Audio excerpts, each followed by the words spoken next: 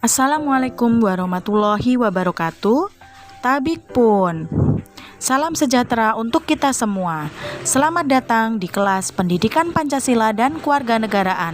Di video ini, kita akan membahas materi tentang perlindungan dan penegakan hukum di Indonesia, bagian pertama. Sub pokok bahasan kita minggu ini: A. Hakikat perlindungan dan penegakan hukum. B. Peran lembaga penegakan hukum dalam menjamin keadilan dan kedamaian. C. Dinamika pelanggaran hukum.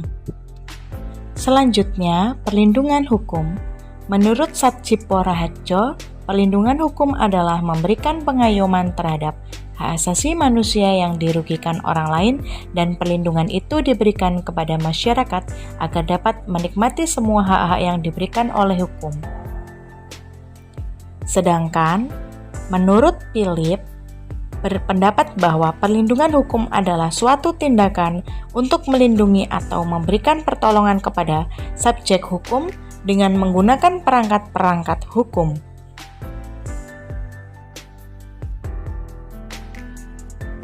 Maka, makna tersebut tidak terlepas dari fungsi hukum itu sendiri, yaitu melindungi kepentingan manusia. Selanjutnya, dasar hukum, perlindungan hukum, dan penegakan hukum dalam Undang-Undang Dasar 1945. Yang pertama, Pasal 24 Ayat 1 yang berbunyi kekuasaan kehakiman merupakan kekuasaan yang merdeka untuk menyelenggarakan peradilan guna menegakkan hukum dan keadilan. Yang kedua, Pasal 27 Ayat 1 yang berbunyi segala warga negara bersamaan kedudukannya di dalam hukum dan pemerintahan dan wajib menjunjung hukum dan pemerintah itu dengan tidak ada kecualinya. Kemudian, Pasal 28D ayat 1 yang berbunyi setiap orang berhak atas pengakuan, jaminan perlindungan dan kepastian hukum yang adil serta perlakuan yang sama di hadapan hukum. Pasal 28 ayat 5 yang berbunyi untuk menegakkan dan melindungi hak asasi manusia sesuai dengan prinsip negara hukum yang demokratis, maka pelaksanaan hak asasi manusia dijamin, diatur dan dituangkan dalam peraturan perundang-undangan. Kemudian Pasal 30 Ayat 4 yang berbunyi Kepolisian Negara Republik Indonesia sebagai alat negara yang menjaga keamanan dan ketertiban masyarakat bertugas melindungi, mengayomi, melayani masyarakat serta menegakkan hukum. Selanjutnya, unsur-unsur perlindungan hukum. Yang pertama, adanya perlindungan dari pemerintah kepada warganya. Yang kedua, jaminan kepastian hukum. Yang ketiga, berkaitan dengan hak-hak warga negara. Dan yang keempat, adanya sanksi hukum bagi pihak yang melanggar. Materi selanjutnya adalah hakikat penegakan hukum.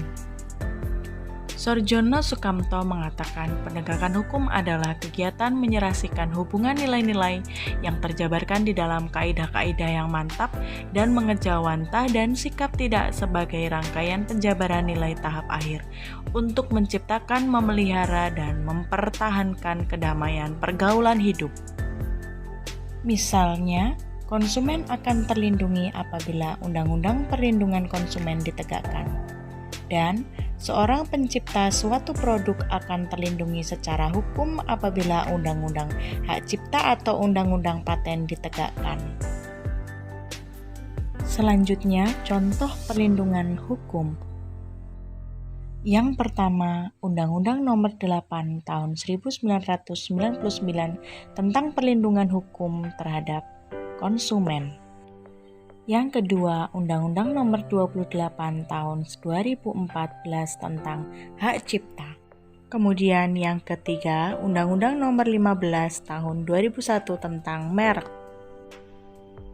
Yang nomor 4, Undang-Undang Nomor 13 Tahun 2016 tentang Hak Paten.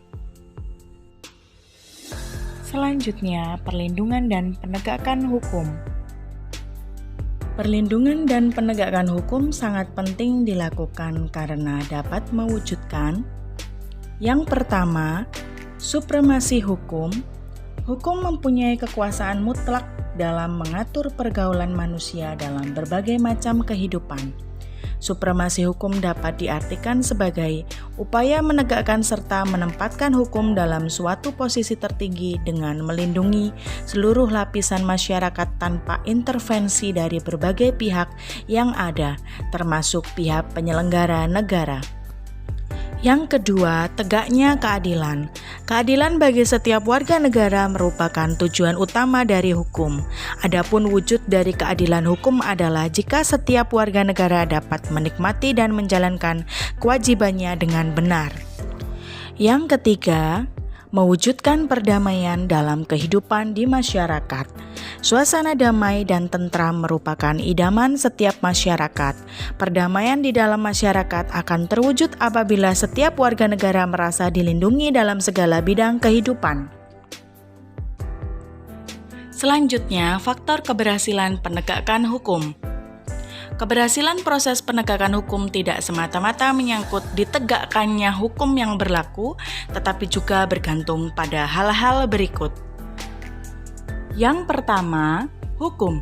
Dalam hal ini yang dimaksud adalah undang-undang yang dibuat tidak bertentangan dengan ideologi negara, penyusunannya harus menurut ketentuan dan dibuat sesuai dengan kebutuhan kondisi masyarakat.